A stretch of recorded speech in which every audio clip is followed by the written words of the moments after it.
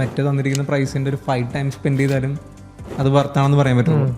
ഇനി ഈ പറഞ്ഞ കേസിൽ 50,000 കോൺടാക്റ്റിലേക്ക് അയക്കേണ്ട ഒരു അവസ്ഥ വരാമെന്നായിരിക്കും. അപ്പോൾ മിക്ക കമ്പനികളും കണ്ടിരിക്കുന്നത് എന്ന് വെച്ച് കഴിഞ്ഞാൽ നന്നായിട്ട് ചെയ്യുന്നവരുണ്ട്. എന്നാൽ പോലും ജനറലായിട്ട് ചിന്തിക്കുകയാണെങ്കിലും 50,000 കോൺടാക്റ്റ് ഒരു ഗ്രൂപ്പായിട്ട് ചെയ്തിട്ട് എല്ലാവരിലേക്കും ഒരൊറ്റ ഓഫർ അങ്ങ് ബ്രോഡ്കാസ്റ്റ് ചെയ്ത് കഴിഞ്ഞാൽ നമ്മളൊരു എളുപ്പപ്പണി ചെയ്യുന്ന പോലെയാണ് അത്. അതിൽ നിന്ന് കുറച്ച് റിസൾട്ട് വരും. പക്ഷേ അങ്ങനെ നോക്കുമ്പോൾ നമ്മുടെ ആ ഒരു എക്സ്പെൻസ് ഒരു വലിയ കാര്യമായിട്ട് നമുക്ക് തോന്നാം. ഇനി ഇത് ഒരുപാട് രീതിയിൽ നമുക്ക് എന്ത് ചെയ്യാം, ഒപ്റ്റിമൈസ് ചെയ്യാം.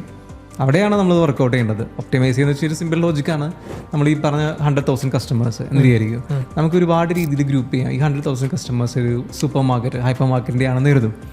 അവർക്ക് കസ്റ്റമറിൻ്റെ ഡാറ്റ വെച്ചിട്ട് ഇതൊരു ഡാറ്റ എങ്ങനെ നമുക്ക് കളക്ട് ചെയ്യാന്നുള്ള വേറെ കാര്യം. ഡാറ്റ ഉണ്ടെങ്കിലുള്ള കാര്യമാണ് ഞാൻ പറയുന്നത്. അതിനുശേഷം എങ്ങനെ കളക്ട് ചെയ്യുന്നുള്ള ഐഡിയസ് ഞാൻ പറയാം, നമുക്ക് നോക്കാം. അപ്പോൾ ഡാറ്റ ഉണ്ടെന്നുണ്ടെങ്കിൽ നമുക്ക് ഈ ഒരു കസ്റ്റമർ ഒരു ഫാമിലി പേഴ്സൺ ആണോ, ഒരു ഫാമിലി ആയിട്ട് ജീവിക്കുന്ന ഒരാളാണോ, ആളുടെ ഏജ് ഗ്രൂപ്പ് ഏതാണ്, 20 to 25 ആണോ, 30 to 35 ആണോ, അല്ലെങ്കിൽ എങ്ങനെയാണെന്നുള്ളത് നമുക്ക് വേണം. ഇവിടെയാണെന്നുണ്ടെങ്കിൽ യു എയിലാണെങ്കിൽ നാഷണാലിറ്റി ആണെങ്കിൽ കാരണം നാഷണാലിറ്റിക്ക് അനുസരിച്ചുള്ള പ്രൊഡക്ഷൻ്റെയും പർച്ചേസ് വിയറൊക്കെ വ്യത്യാസമുണ്ട്. പിന്നെ അവർ അറബിക് കസ്റ്റമർ ആണോ, ഇന്ത്യൻ ആണോ, സൗത്ത് ഇന്ത്യൻ ആണോ, ഇതെല്ലാം നമ്മുടെ കറക്റ്റായിട്ടുള്ള ഗ്രൂപ്പിംഗ് ഉണ്ടെന്നുണ്ടെങ്കിൽ നമുക്ക് അതിന് ബേസ് ചെയ്ത് മാത്രം ഇവർക്ക് ഓരോരുത്തർക്കും ഓരോ ഗ്രൂപ്പിങ്ങിനും അവർക്ക് കസ്റ്റമൈസ് ചെയ്തിട്ടുള്ള ഓഫർ വേണം അയക്കാനായിട്ട്. നമ്മൾ ഈ 50,000 പേർക്കും 1,00,000 പേർക്കും ഒരു 8 ഓഫർ അയക്കുന്ന ഒരു എളുപ്പപ്പണിയാണ്. അതാണ് ഞാൻ കണ്ടിരിക്കുന്നത്. സൂപ്പർ മാർക്കറ്റ് ബ്രോഷർ ആഴ്ചയിൽ അവർ ഡിസൈൻ ചെയ്യുന്നു, ഷൂട്ട് ചെയ്യുന്നു, അതിൽ കൂടുതൽ ആലോചിക്കുന്നില്ല. പക്ഷെ ഇവർ ഓരോ കാറ്റഗറീസിനും കസ്റ്റമൈസ് ചെയ്ത് ഓഫർ പ്ലാൻ ചെയ്യുക.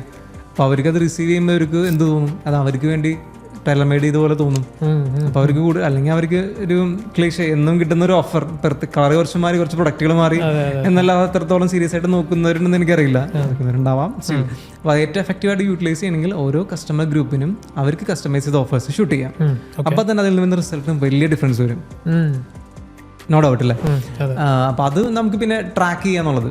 റിസൾട്ട് നമ്മൾ ബ്രോഡ്കാസ്റ്റ് ചെയ്തു, അപ്പോൾ അതിൽ നമ്മൾ കോൾ ടു ആക്ഷൻസ് ബട്ടൺസുകൾ കൊടുക്കുകയാണെന്ന് വിചാരിക്കും. നമ്മൾ മോർ ഓഫേഴ്സെന്നോ അല്ലെങ്കിൽ നോട്ട് ഇൻട്രസ്റ്റഡ് എന്നോ അല്ലെങ്കിൽ വാക്കിംഗ് ഓഫേഴ്സ് എന്ന് പറഞ്ഞൊരു ബട്ടൺ ക്ലിക്ക് ചെയ്ത് വാക്കിംഗ് വന്നാൽ മാത്രമുള്ള ഓഫേഴ്സ് വേണം കാണുന്നതൊക്കെ ചെയ്ത് കഴിഞ്ഞാൽ നമുക്ക് എന്ത് ചെയ്യാൻ പറ്റും, ഇതിനെല്ലാം അനലൈസ് ചെയ്യാം എന്താണ് റെസ്പോണ്ട് ചെയ്യുന്നത്.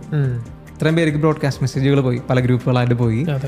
ഇന്ന ഓരോ ബ്രോഡ്കാസ്റ്റ് മെസ്സേജിലും പല ഇത്രയും ആൾക്കാർ ഇന്ന അടുത്ത മെസ്സേജിൽ ക്ലിക്ക് ചെയ്തിട്ടുണ്ട്, അടുത്ത ഓഫേഴ്സ് ലിസ്റ്റ് അവർ നോക്കിയിട്ടുണ്ട്. ചിലർ നോട്ട് ഇൻട്രസ്റ്റഡ് അടിച്ചിട്ടുണ്ട്, ചിലർ ഓപ്റ്റ് ഔട്ട് അടിച്ചിട്ടുണ്ട്, ഓഫറേ കാണണ്ട. ഇതിനെല്ലാം ബേസ് ചെയ്തിട്ട് നമുക്ക് ഇതിൻ്റെ റിപ്പോർട്ട്സ് എടുക്കാൻ പറ്റും.